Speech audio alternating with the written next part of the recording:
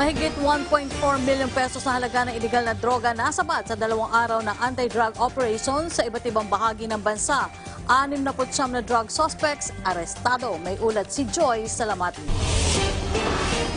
Sa pagpapatuloy ng kampanya kontra iligal na droga, 69 na individual ang naaresto sa anti-illegal drug operations ng PNP at PIDEA sa loob ng 2 araw. 16 rito ang arestado sa Cavite, 5 sa Laguna, tig-4 sa Quezon, Bacolod City at Davao City, habang tig-3 naman sa La Union, Pangasinan, Batangas, Palawan, Biliran, Zamboanga City at Cagayan de Oro City. Tig-2 naman ang kalaboso sa Lucena City, Misamis Oriental, Kalinga, Isabela, Albay, Sorsogon, Capiz, Iloilo City, Negros Oriental, Samar, Northern Samar, Zamboanga del Sur, Cotabato at Sultan Kudarat. Aabot sa mahigit 1.4 million pesos ang halaga ng hinihinalang iligal na droga ang nakuha sa mga suspect.